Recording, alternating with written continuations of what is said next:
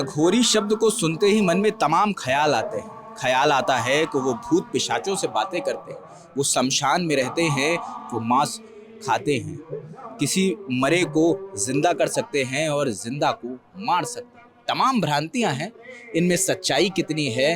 तो हम महाकुंभ में आए थे और यहाँ पर तमाम साधु तमाम संत यहाँ पर आए, तो इसी वजह से हम तलाश रहे थे कि हम कोई अघोरी साधु से बात कर सकें और उन सवालों के जवाब ले सकें, उन भ्रांतियों की सच्चाई जान सकें जो इंटरनेट के जरिए हम तक आती हैं। तो हमारे साथ महंत जी है। महंत जी, क्या नाम है आपका? जयेश। जय जी। महाराज, ये बताइए, जब हम अघोरी का जिक्र करते हैं तो तमाम बातें हमारे दिमाग में आती हैं। जैसे मैंने शुरुआत में भी कहा कि वो शमशान में रहते हैं, वो मांस खाते हैं, मरे को जिंदा कर देते हैं, भूत पिचासों से बातें करते हैं। इसमें कुछ सच्चाई है? लोगों ने ऐसी भ्रांतियां फैला रखी है कि अघोरी बुरे होते हैं, शमशानों में मांस खा रहे हैं, मदिरा पान कर रहे हैं। बाकी ये सब होता है उनके जीवन में। मांस खाना, मदिरा पीना खुद के शौक के लिए मांस मदिरा का सेवन नहीं करते। किसी क्रिया को करने के लिए, किसी कर्म को करने के लिए उसका भोग लेना पड़ता है। भोग नहीं ऐसा पेट भर के हम मांस खा रहे हैं, पेट भर के मदिरा पी रहे हैं, ऐसा कोई योग नहीं होता है। बुरी शक्तियों को आकर्षित करने के लिए उन चीजों का सेवन करना होता है, आवश्यक होता है। कैसी क्रियाएं? कैसी? तंत्र मंत्र की क्रियाएं होती है जो शमशान भूमि में की जाती हैं, जिससे नेगेटिव एनर्जी को अपने पास ऑब्जर्व करने के लिए, अपने पास बुलाने के लिए, उनसे कार्य लेने के लिए। संसार के अंदर कई चीजों का उलटफेर रहता है, जिनको ठीक करने के लिए, किसी परेशानियों को ठीक करने के लिए, किसी मनुष्य के जीवन में कोई ज्यादा कठिनाई है उनको ठीक करने के लिए उन शक्तियों का प्रयोग किया जाता है। तो इन शक्तियों का अर्जन आपने कैसे किया? उन शक्तियों का अर्जन गुरु सानिध्य में हम साधना करके, जाप करके, माला करके, हठ योग करके, सिद्धि करके उसको प्राप्त किया जा सकता है। अगर दर्शकों के लिए आसान भाषा में समझें कि अघोरी क्या क्या करता है और क्या क्या कर सकता है। अघोरी साधारण सभी साधु संतों की तरह साधना ही करता है, वो भी भगवान की ही साधना करता है। जैसे सारे लोग भगवान की साधना करते हैं, वो भी भगवान की साधना करता है। उसका कर्म अलग होता है, अलग प्रक्रिया से करता है। वो लोगों ने हवा बना रखा है उसके नाम पे, दुनिया के अंदर लूट मची पड़ी है पूरी दुनिया के अंदर। अघोरी शब्द आया, उसको लेके तंत्र मंत्र की दुनिया को लेके ऐसा बिल्कुल हवा बना रखा है लोगों ने। हर दूसरा आदमी, तीसरा आदमी, दूसरा गूगल से लेके, इंटरनेट से लेके, वहां से लेके कुछ तो भी करके सिर्फ काले कपड़े पहन लिए तो लोग ऐसा मानने लगते हैं कि अघोरी साधु है। या भभूत लगा लिया या शमशान में चला गया तो उसको लगने लगता है कि वो अघोरी साधु है। अघोरी साधु बनने के लिए पूरे जीवन का त्याग करना पड़ता है। अच्छा और बुरा दोनों से ही भेद खत्म करना पड़ता है। अगर वो मांस भी खाएगा तो उसके लिए मिठाई के समान है, विष्ठा भी खाएगा मतलब मलमूत्र भी खाएगा तो उसके लिए मिठाई के समान है, और मिठाई भी खाएगा तो उसके लिए मलमूत्र के समान है। हर चीज इससे वो परे होता है, उसको अच्छे बुरे में कोई भेद नहीं होना, वही अघोरी साधु होता है। आपने खाई है कभी मांस? जब भी हम पूजन के लिए, किसी क्रिया के लिए, भोग के लिए, अगर हम किसी चीज का या किसी क्रिया को करने के लिए, हम उसका अर्जन करने के लिए अगर करते हैं तो उस सब चीजों का ग्रहण करना आवश्यक होता है। आपने किया? हाँ, किए जी, कईयों बार किए। जब जब हम क्रियाएं करते हैं उसका अर्जन करना होता है। मूत्र का अर्जन करना होता है, मूत्र हमारे को ग्रहण करना होता है। मूत्र का अर्जन होता है? मूत्र को ग्रहण करना होता है हमारे को। जब हम कोई क्रिया करते हैं तो हमारे को दूषित होना पड़ता है। कुल मिला के ऐसा काम है, हमको दूषित होना है तो हमको मूत्र पीना पड़ता है या विष्ठा खाना पड़ती है, इन सब चीजों का सेवन करना पड़ता है। अब ऐसा नहीं कि उसको भी पेट भर के हमको खाना है, सिर्फ हम उसको नाम मात्र के लिए हमारे शरीर में ग्रहण किया, हम गंदे हो गए, बस इस मात्र के लिए हमारे को उसको ग्रहण करना होता है। मतलब चखना है बस? सिर्फ चखना है, हमारे शरीर को गंदा कर दी बस, वो इस चीज से हम करते हैं। अब कई लोग उसको दिखावे के लिए पेट भर के कभी खा लेते हैं, कई लोग ऐसे उठा के खाने लगते हैं, गंदा करने लगते हैं, तो वो सब चीजों की आवश्यकता नहीं उसके लिए। सिर्फ हमारे शरीर को वो ग्रहण होना चाहिए, भले इतना हो या पेट भर के हो। अच्छा महाराज जी, जब भी हमने किताबों में अघोरियों को देखा है या सोशल मीडिया पे तस्वीरों में देखा है या बैनरों पे देखा है, तो एक तस्वीर बनकर आती है कि एक शख्स है जिसके शरीर पर भस्म रमी है, मुंडों की माला पहने हुए है, मगर आपका स्वरूप उससे बिल्कुल अलग लगता है। क्या होता है, हम सामाजिक जीवन में रहते हैं, है ना, हमको दिखावा करना नहीं है किसी को, है ना, सामाजिक जीवन में रहना है। जब हमारे को कर्म करना है, क्रिया करना है, तो भभूत हम भी लगाते हैं, काले कपड़े हम भी पहनते हैं, माला हम भी डालते हैं। इन सब चीजों को करने से हमारे को सिर्फ दिखाना ही होता है। जब हम शमशान भूमि में रहेंगे, जंगल में रहेंगे, तो नग्न अवस्था में भी रहेंगे, तो संसार के अंदर हमारे को मर्यादा रखना पड़ती है। हमारी बहन रहती है, बेटियां रहती है, तो उनकी मर्यादा रखना पड़ी। सभी के सामने हम ऐसा सब नहीं कर सकते ना खुले में। अच्छा, ये प्रक्रियाएं सारी आप भी करते हैं? आप हाँ, भी हम काले भी कपड़े करते हैं पहनते हैं और वो सभी वेशभूषा करते हैं। सभी ये कर्म हम भी करते हैं। जो फोटो हम देखते हैं गूगल पे या सोशल मीडिया पे या किसी बैनरों में, अगर किसी अघोरी के नाम पे हम जब देखते हैं तो ऐसा फोटो आता है विकराल स्वरूप के अंदर, तो ये सारी प्रक्रियाएं होती है, शमशान भूमि में सीमित होती है। हम इसको समाज के अंदर इस तरीके से जाएंगे तो लोग डरने लगेंगे, परेशान हो जाएंगे लोग, हवा बनने लगेगा। जो इस तरीके से कर रहे हैं सिर्फ दिखावे की दृष्टि से वो करना चाहते हैं, लोगों को अपनी ओर आकर्षित करना चाहते हैं। महाराज जी, आपकी कब शुरुआत हुई? हम जीवन में 8 साल की उम्र से इस कर्म के अंदर हम आए। आज हम 40 साल की उम्र में हैं, अभी तक ये कर्म में है। कैसे शुरुआत हुई? किसी ने कहा या किसी सभा में गए थे, किसी साधु से मिले? कहीं नहीं हुआ ऐसा हमारे जीवन में। हमारे को गुरु का सानिध्य मिला, उनको उनसे प्रेम रहा, धीरे धीरे उनके साथ में रहते रहे हम। और जब उनके साथ में रहे तो धीरे धीरे उनके कर्म देखते रहे। गुरु जी ये सब कर्म क्रियाएं करते थे, हमारे को अच्छा लगा, हमारा मन ठीक रहा उससे। हमारे को धीरे धीरे उन्होंने क्रियाएं सिखाई, कर्म सिखाए। जब सीखते रहे तो हमारे को उसमें और सीखने की ललक उत्पन्न हुई। तो हम सीखते आज इस जगह पर पहुंच गए हम। अघोरी किसकी पूजा करते हैं? अघोरी अलग अलग अपने इष्ट देवताओं की पूजा करते हैं। कोई अघोर काली की पूजा करता है, कोई अघोर भैरव की पूजन करता है, या भैरव देवता की पूजन करता है। भैरव में भी 52 भैरव होते हैं, अलग अलग देवताओं का पूजन किया जाता है उसमें। आप भी शमशान जाते हैं? शमशान भूमि में जाते हैं हम नियमित रूप से। वहाँ क्या करते हैं? कर्म करते हैं, क्रिया करते हैं, माला जाप करते हैं, भगवान का साधना करते हैं, पूजन करते हैं। उसका भी कोई निर्धारित समय है? निर्धारित समय जो हमने फिक्स कर दिया उसी समय पे हम करते हैं। जिस समय पे पहुंच जाते हैं उसके बाद माला जाप होता है, भगवान का पूजन होता है, आरती होता है, उसके बाद साधनाओं में दिन में करते हैं, रात में पूजा? रात्रिकालीन में।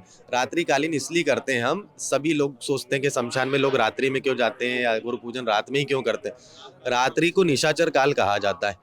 रात्रि में 9 बजे के बाद में या 12 बजे की रात्रि तक, जब सुबह सूर्योदय होता है उसके पहले तक निशाचर काल होता है। निशाचर काल के अंदर जो देवीय शक्तियों के अलावा जो नेगेटिव एनर्जी होती है वो तो अपने प्रबल रूप में रहती है। उनको आकर्षित करने के लिए, उनके काम लेने के लिए उस काल का समय ठीक रहता है। जैसे भगवान का पूजा करने के लिए ब्रह्म मुहूर्त ठीक होता है, ऐसा सारी नेगेटिव एनर्जी का पूजन कर लेके उन्हें उनसे कार्य कराने के लिए निशाचर काल ठीक होता है। शमशान जाकर पूजा करते हैं या कहीं भी पूजा कर सकते हैं? शमशान भूमि में पूजन करते हैं हम, इसीलिए पूजन करते हैं, वहाँ नेगेटिव एनर्जी का ज्यादा प्रभाव होता है, इसलिए वहाँ पूजन करते हैं। अच्छा, जैसे कहा जाता है कि अघोरी भूत प्रेतों से भी बात कर लेते हैं। ये क्रिया होती है जिसके तृतीय नेत्र के अंदर पावर होता है, या तृतीय नेत्र गुरु दया से खुल जाता है, भगवान की कृपा से खुल जाता है, तो उनको तीसरी दृष्टि से दिखने लगता है। तो उसको तीसरी दुनिया की चीजें सारी दिखने लगती है तो चर्चा करने लगता है उन लोगों से। वो तीसरी दुनिया जिसका जिक्र कर रहे हैं वो कैसी दुनिया है? तीसरी दुनिया साधारण हमारे ही जैसे लोग होते हैं, हमेशा भगवान की एक दुनिया मानते हैं, एक मनुष्य लोगों की दुनिया मानते हैं। तीसरी दुनिया होती है भूत प्रेतों की दुनिया। भगवान के पास जाने के लिए जब दुनिया में भगवान ने जब जन्म दिया किसी मनुष्य को, तो उसका एक उम्र निर्धारित कर दी है कि इतनी सांसें उसको लेना है। अगर 50 साल का आपका उम्र निर्धारित कर दिया और आप 30 साल में किसी दुर्घटना में किसी अन्य कारण से आपकी मृत्यु हो जाती, तो आपको 50 साल तक धरती लोक पर ही रहना है। जो 10 साल आपको है वो प्रेत योनि में या किसी भी भूत प्रेत की योनि में आपको रहना पड़ेगा।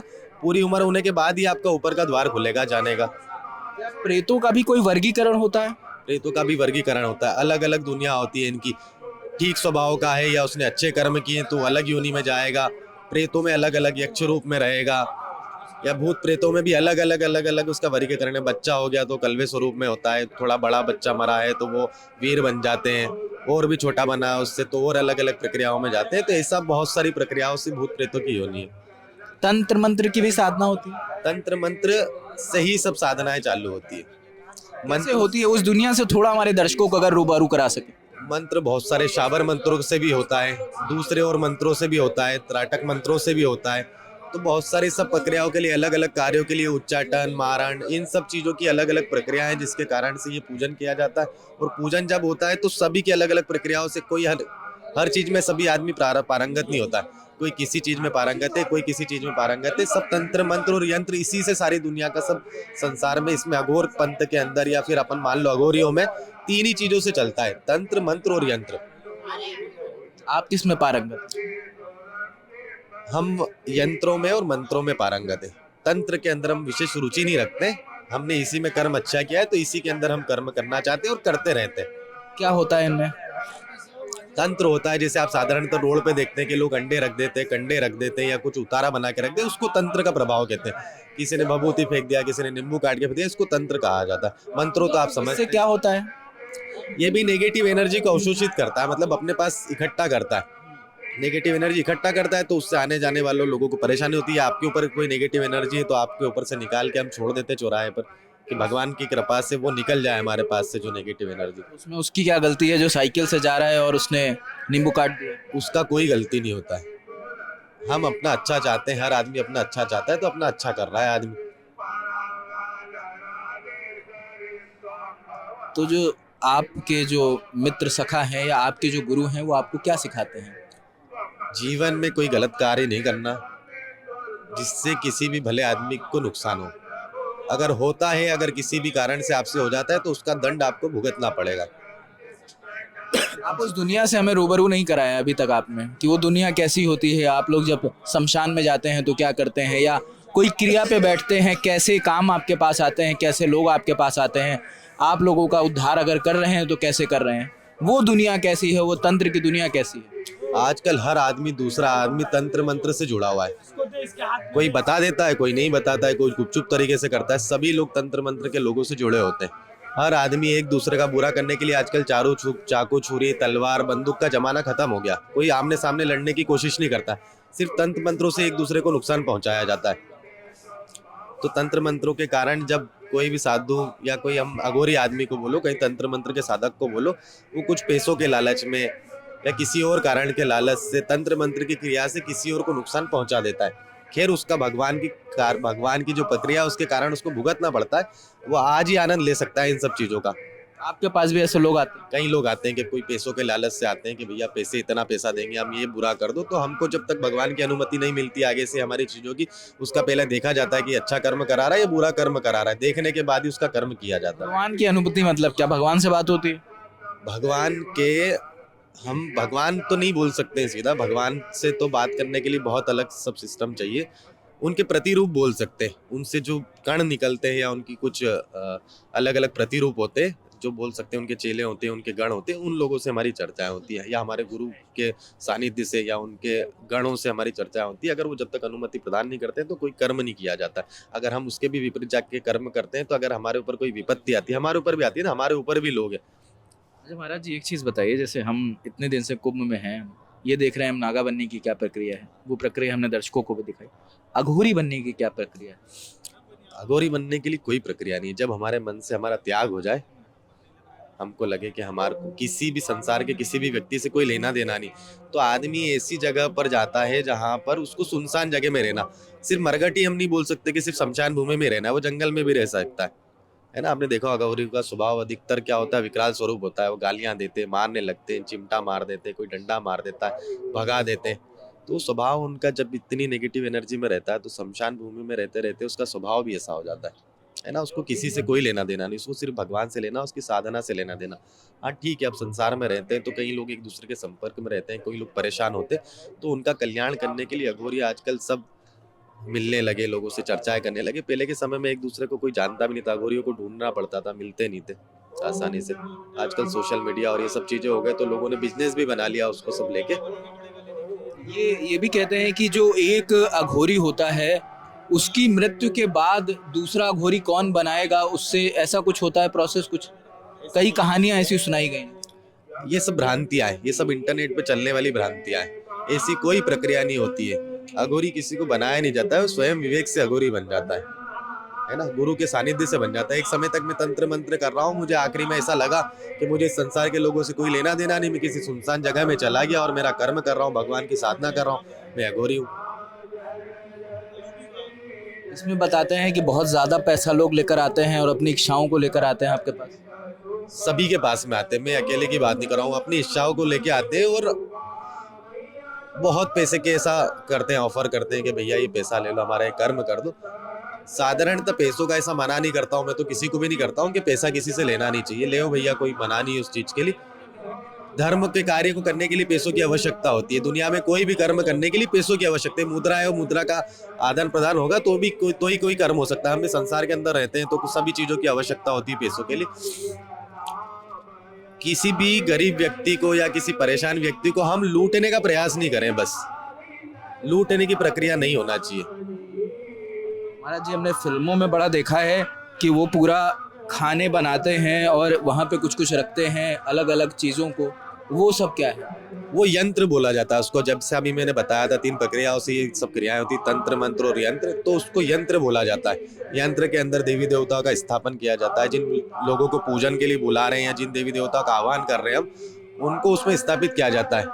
कुछ नेगेटिव एनर्जी को बुलाते हैं, उसका स्थापन किया जाता है, या फिर हम किसी व्यक्ति के ऊपर की हुई नेगेटिव एनर्जी है उसको निकालना चाहते हैं तो उसके स्थापन के लिए वहाँ पर आकर्षण यंत्र बनाते हैं। ऐसे अलग अलग यंत्रों का होता है, हर परेशानी के अलग यंत्र का स्थापन होता है। बकायदा वो लोग मंत्र पढ़ते हैं, फिर किसी पिशाच को बुलाते हैं, और उस अलग अलग जो खाने होते हैं उसके अंदर कुछ में देवी देवता बिठाए जाते हैं, तो अगर कोई पिशाच आता है, कोई ज्यादा पावर वाली एनर्जी, तो उनसे भी हमारा भी तो रक्षण होना ना, तो वो कौन करेगा रक्षण, वो देवी देवता रक्षण करते हैं। और जो नेगेटिव एनर्जी उसके लिए अलग दिशा में अलग स्थान होता है, उनको नेगेटिव एनर्जी को वहां बुलाया जाता है, फिर देवताओं के सामने उनको बोला जाता है, उनसे वचन लिए जाते हैं कि जैसे आज किसी व्यक्ति को परेशान कर रहा है तो उस व्यक्ति को अब आज से परेशान नहीं करेगा, उसके एवज में उसको भोग दिया जाता है। क्यों परेशान करते हैं, सारे सिर्फ भोग के लिए परेशान करते हैं, या किसी के द्वारा भेजा गया होता है, वो भी उसको भी भोग ही चाहिए होता है, भोग देके ही उसको सब चीजों के लिए परेशान करने के लिए भेजा जाता है। आप उसे कैसे भगाते हैं अगर किसी के साथ कुछ गलत कर रहा है वो, अगर ऐसा है, क्योंकि एक्सेप्टेबिलिटी नहीं है समाज इन चीज़ों, एक वर्ग है जो मानता है, एक वर्ग है नहीं मानता, आप उसे कैसे भगाते हैं अगर कोई भूत पिशाच किसी पर आ जाता है तो, अगर ऐसा होता है तो? सबसे पहले उसको बुलाया जाता है, या तो किसी को शारीरिक रूप से शरीर के अंदर आता है ना, नहीं भी अगर शरीर के अंदर आता है, हमको लगता है कि हाँ इसके ऊपर एनर्जी है, नेगेटिव एनर्जी का प्रभाव है, तो उसको यंत्र के अंदर बुलाया जाता है, देवी देवताओं के सामने बुलाया जाता है, जिन इष्टों का हम पूजन करते हैं उनके सामने बुलाया जाता है। हम देवताओं को बोलते हैं हमारे कि भैया ये ऐसा ऐसा परेशान कर रहा है, इस व्यक्ति का कोई गलती नहीं है जिसको ये परेशान कर रहा है, तो देवता उसको बताते हैं कि भैया तेरे को यहाँ नहीं रहना है, इसके कारण से मंत्रों का वो सब रहता है, मंत्रों के माध्यम से ये सब सिस्टम चलता है, तो मंत्रों के माध्यम से उसको बंधन में रखते हैं, फिर उसको उसका भोग दिया जाता है। साधारण लोग भोग भी नहीं देते हैं, फिर वो आने वाले समय में फिर परेशान करना लगता है। भोग दे के उसको एक स्थान पे बंधन कर दिया जाता है। बंधन करने के बाद आगे अगर कोई कार्य कराना है तो उन्हीं लोगों से हम उनको ठीक कराएंगे, फिर उन्हीं से आगे के कार्य कराते हैं। ये काला जादू को लेकर बड़ी सारी भ्रांतियां हैं हमारे समाज में, वो क्या है? काला जादू भी इसी को बोला जाएगा ना, काला जादू इसी से रिलेटेड है, इन्हीं से निकले हुए बहुत सारे अंग है ना इन सब चीजों के। अघोर में तंत्र मंत्र यंत्र में से निकले हुए बहुत सारे, तो कोई टोटका करता है, तो सब इन्हीं से धीरे धीरे धीरे निकल के, जैसे हम बहुत सारे एक बड़ा एक वृक्ष है उससे निकले हुए सारे अंग है, तो उसी में काला जादू आता है, बूढ़ो आ जाता है, और भी सब चीजें अलग अलग है जिसको हम बोलते हैं, सब इसी में से निकले, तंत्र मंत्र और यंत्र से निकले सारे सब चीजें। मुझे एक चीज़ बताइए, जैसे ऑफ द कैमरा जब हमारी बात होती है तो आप बताते हैं कि आपने डबल MBA किया है और उसके बाद आप LLM किया है और अभी तंत्र में PhD कर रहे हैं, तो इस पढ़ाई के दौरान कहाँ से आप अघोरी बनने के तय कर लिया आपने?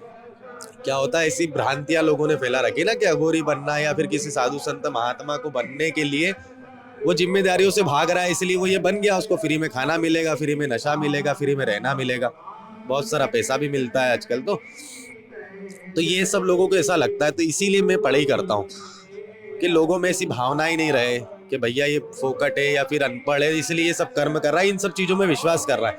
अगर मैं इतना पढ़ाई करने के बाद इन सब चीज़ों में विश्वास कर रहा हूँ, ये सब चीज़ें कर रहा हूँ, तो लोगों को फिर उससे रूबरू होंगे ना, लोग जानने लगेंगे कि हाँ भैया कोई बेवकूफ़ आदमी तो है नहीं कि कोई कर रहा है, ये सब पढ़ाई करने के बाद में भी कर रहा है ना कर्म। मुझे एक चीज़ बताइए कि आपने पढ़ाई लिखाई करने के बाद ये तय किया कि आपको अघोरी बनना है, या पहले ही तय कर चुके थे उसके बाद इतनी पढ़ाई लिखाई करी? हम सब उस रास्ते में चल रहे थे, उसी के साथ साथ आज तक पढ़ाई कर रहे हैं हम। अभी भी पढ़ाई करते? अभी भी पढ़ाई करें, तंत्र शास्त्र में PhD करें हम, दूसरा साल अभी चल रहा है। आने वाले समय में PhD होने के बाद भी हम आगे पढ़ाई करते रहेंगे अलग अलग विषयों में। इसमें तंत्र शास्त्र में क्या सिखाते हैं? तंत्र शास्त्र में यही सिखाते हैं कि किस तरह से ये सब प्रक्रिया होती है, कैसी एनर्जी होती है, कहाँ से एनर्जी आती है, कहाँ एनर्जी जाती है, कौन सी पॉजिटिव एनर्जी है, कौन सी नेगेटिव एनर्जी है, इन सब चीज़ों का उसमें ये साधारणतः किताबी भाषा में सिखाया जाता है, प्रैक्टिकली नहीं सिखाते हैं उसको कोई चीज़ों को। अगर प्रैक्टिकली तो आप करते हैं ना? प्रैक्टिकली मैं खुद ही करता हूँ, इसीलिए अब जब मैं पढ़ाई किया हूँ, मुझे नॉलेज है, तो मुझे आज संसार के अंदर दिखाने के लिए नॉलेज का सर्टिफिकेट भी होना चाहिए ना, तो तंत्र शास्त्र में PhD कर रहे हैं। जमाने की डिमांड है, जमाने की डिमांड है कि सब ऑन पेपर होना। अभी मैं आपको बता रहा हूँ मैं MBA किया हुआ हूँ, अब ऐसा कोई भी कह देगा ना MBA किया हुआ, ऑन डिमांड पेपर पे है, मेरे पास में डिग्री है, तो फिर आप देखोगे तो मानो। कहाँ से किया है आपने? मैंने एक DAV में से MBA किया है, फिर विक्रम यूनिवर्सिटी से एक बार फिर MBA किया।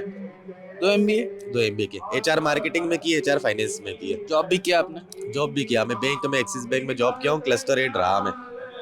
कितने साल? 2 साल नौकरी किया जी मैं। तब भी दिमाग में था कि अघोरी बनना है? दिन भर नौकरी करते थे, रात को शमशान में जाके हमारा पूजन पाठ करते थे। अच्छा, दिन भर नौकरी और रात में शमशान में जाना, यही कर्म रहता था। शमशान हमने कभी छोड़ा नहीं, जब तक हम किसी जैसे यात्रा के दौरान रहते हैं तो नहीं उपस्थित हो पाते किसी शमशान भूमि में, नहीं तो नियमित रूप से हम शमशान भूमि में रहते ही है। रात्रि 8 से लेकर सुबह 4 बजे तक रात्रि में शमशान ही होते हैं। किस पहली बार कब गए थे, क्या उम्र रही होगी? 8 साल के लगभग हमारा उम्र रहा होगा। हमारे गुरुजी के साथ हम शमशान भूमि गए। डर नहीं लगा आपको? गुरुजी साथ में थे, हमने उनको भगवान माना है। भगवान अगर हमारे साथ में तो हमारे को डरने की आवश्यकता नहीं। क्या क्या देखा जब पहली बार गए शमशान में? साधारण मंदिर देखा हमने, भैरव जी का मंदिर देखा, नदी बह रहा था वो देखा, एक दो मुर्दे उर्दे की खाली पड़ा था जब चिता विता नहीं जल रहा था किसी का, उस समय हम गए थे। ये धीरे धीरे गुरुजी के साथ में आते जाते रहे, सब जानकारी लगा।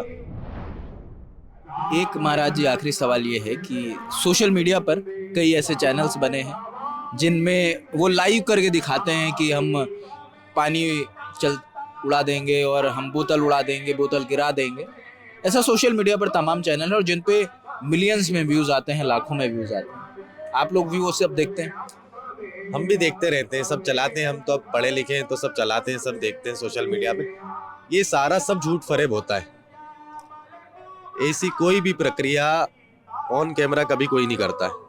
ये पहले वीडियो बना लिया जाता है, टेक्निकल वीडियो। उनमें इतनी विद्या भी नहीं होती है कि भैया वो ऐसा कर्म कर सके, ऐसी वीडियो बना सके।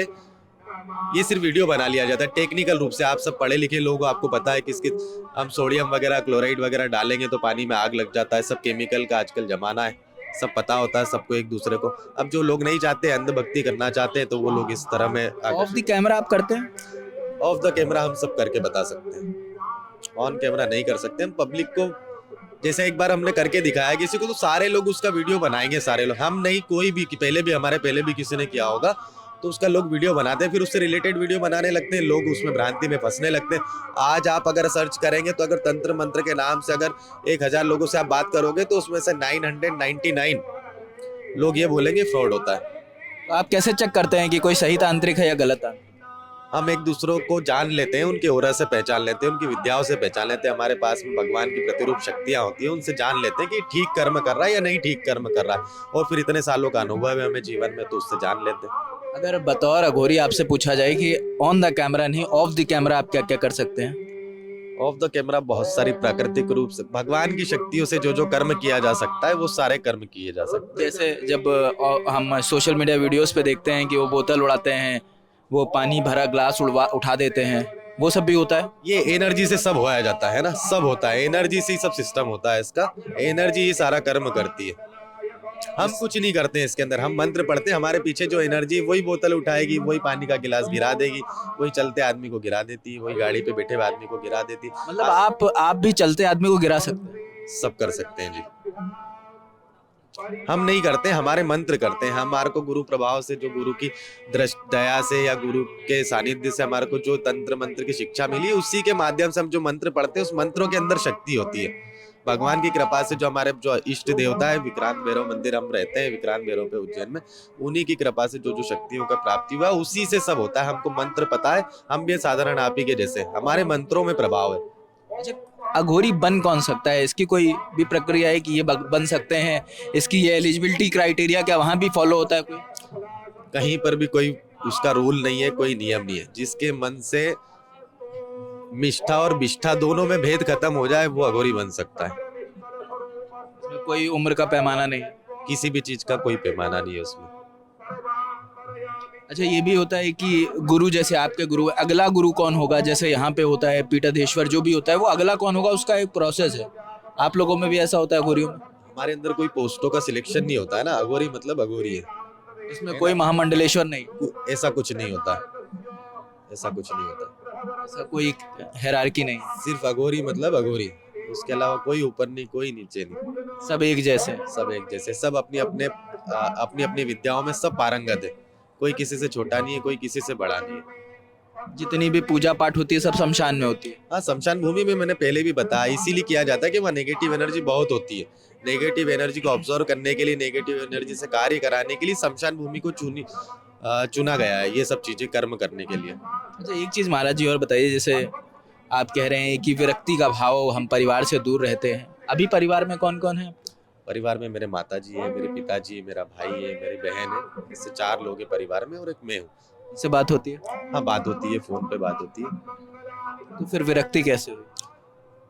उन लोगों को प्रेम है ना मुझसे, मुझे भी प्रेम है, ऐसा नहीं है उनको प्रेम है, मुझे भी प्रेम है, एक दूसरे से प्रेम है, हमारा कर्तव्य है ना, उनका अच्छा बुरा सब जानना। भी माता पिता ने पैदा किया या फिर उन्होंने जीवन में पाला होगा हमारे को कुछ समय तक, तो उसका कर्ज चुकाना पड़ेगा ना, ऋण है हमारे ऊपर सब चीजों का, तो उन सब चीजों के कारण उनसे सब चर्चाएं होती है।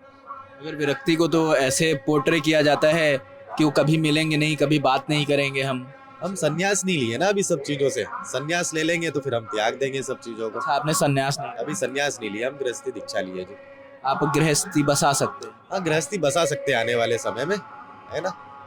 ये हमारा मन है कि हम आज तक ऐसे ही करके हम गृहस्थी नहीं होना चाहते और हो भी नहीं रहे हैं अभी, है ना। तो ठीक है, अभी जब तक हम इन सब क्रियाओं में लगे रहते हैं, हमारा मन नहीं है जब तक नहीं, बाकी ऐसा कोई उस पर बाउंडेशन नहीं कि ऐसा नहीं कर सकते आगे।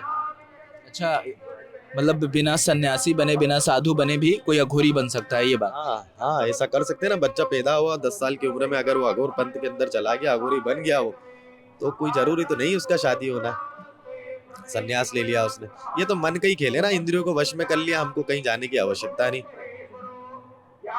मतलब अघोरी कहने का मतलब है कि अघोरी लोगों के बीच भी रहते हैं, कोई ये नहीं है कि इनका एक ड्रेस कोड है कि गले में वो माला डालेंगे, भस्म रमाएंगे तभी कोई अघोरी होगा। जो अघोरी है वो कहीं भी दिख सकता है, कहीं भी पहचाना जा सकता। पहचानेंगे कैसे मगर किसी को? अघोरी को पहचान नहीं सकते, साधारण वो आपके जैसा भी रह सकता है, मेरे जैसा भी रह क्योंकि सकता है। मैंने जब आपको देखा मुझे बिल्कुल नहीं लगा कि आप अघोरी हैं। साधारण ही रहते हैं जी। दिखावा करने वाले लोग एक अलग ही सिस्टम से दो यूनिटी बना हुआ है, जो दिखाते हैं कि हाँ हम अघोरी है और जो नहीं दिखाते कि हम अघोरी है। क्योंकि नागाओं को तो देख के पहचाना जा सकता है, मगर आपको देख के मैं नहीं पहचान पा रहा था। नहीं पहचान सकते हैं। अघोरी साधारण जो सच में ही अघोरी होगा, वो किसी को दिखाने की आवश्यकता नहीं, अपनी एनर्जी किसी को, भगवान है उसको अपना साक्षात्कार कराने की आवश्यकता है क्या? किसी को आवश्यकता नहीं। हाँ, जो सच में भगवान नहीं है और उसको जब चमत्कार दिखाना है तो उसको दिखाना पड़ेगा कि मैं चमत्कार दिखा रहा हूँ, मैं भगवान हूँ। बहुत बहुत शुक्रिया, आपने इतना समय दिया। तो कुछ भ्रांतियां थी, कुछ सवाल थे जो अघोरियों को लेकर थे, तो हमने सोचा कि जब कुंभ आए हैं, जब यहाँ पर साधु संतों का जमावड़ा लग रहा है, तो उन भ्रांतियों को भी दूर किया जाए और किसी अघोरी साधु से आपकी बात कराई जाए। तो मुझे लगता है कि जो मेरे मन में सवाल थे वो हमने पूछे। अगर कोई सवाल रह गया हो तो आप कमेंट सेक्शन में ज़रूर बताएं। आप इस बातचीत पर क्या सोचते हैं हमें कमेंट सेक्शन में ज़रूर बताएं, वो भी। और महाकुंभ में हम लगातार मौजूद हैं, कुंभ के अलग अलग रंग आप तक लेकर आ रहे हैं, अलग अलग चीज़ें कुंभ की आपको दिखा रहे हैं।